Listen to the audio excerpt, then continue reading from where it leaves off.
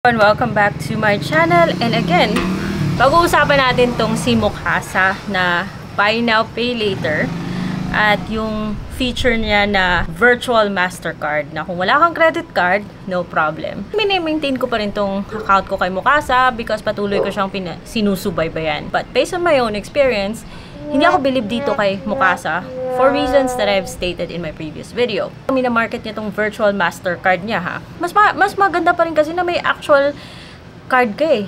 Kasi kung wala kang load, di ba? So, at least mayroong card na pwedeng gamitin.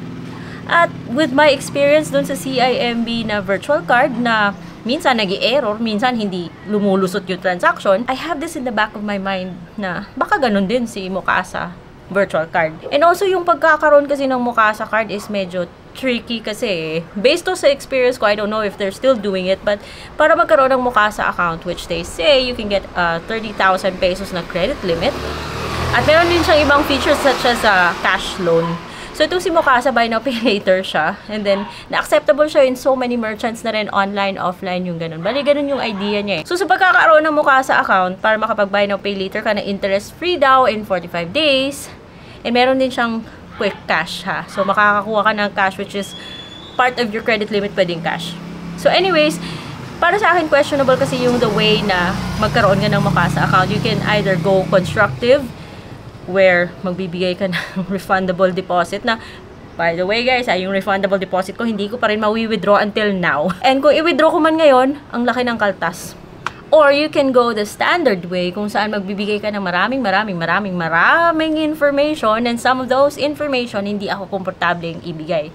Kaya ako constructive. And in my opinion, yung constructive, ba't naman ako magko-constructive dito eh? Kung hihingi siya ng 10,000 na refundable deposit para magkaroon ka ng 9,800 or 10,000 na credit limit sa Mukasa, why not? Yung 10,000 ko na yan, bigay ko na lang sa RCBC as a holdout deposit, which sa'yo pa rin yan ha, para magkaroon ako ng secured credit card, which eventually magagamit ko yan as a reference pag tumagal na yung account ko. Pwede ko yung gamitin para mag-apply ako sa ibang credit card, but that's a different story. Marami ka pang pagdadaanan bago yan maging regular tsaka maging reference. But basically, you get the idea.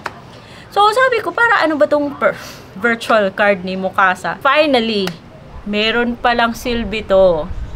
Kasi in cases or places, especially mga online stuff, online merchants, na ayaw mong ibigay yung actual card information mo, kung meron kang credit card, nako, pwede mo gamitin dito si Mukasa. For some reason, ayaw ko ibigay yung credit card ko dun kay Shein.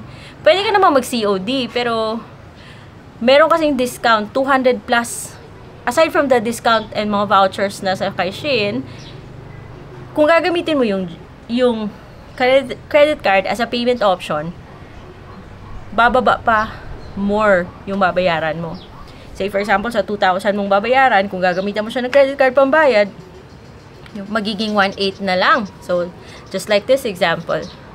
So, mas makakatipid ako. Plus, convenient. Kasi, since bayad na siya, hindi na ako hahanapin ng delivery boy or wala namang hassle sa pag-deliver. So, okay naman yung delivery ni Shein. Sayang naman yung discount. Pero at the same time, ayaw kong ibigay yung credit card information ko doon kay Shein. And naisipan ko to guys si Mukasa. And try ko nga.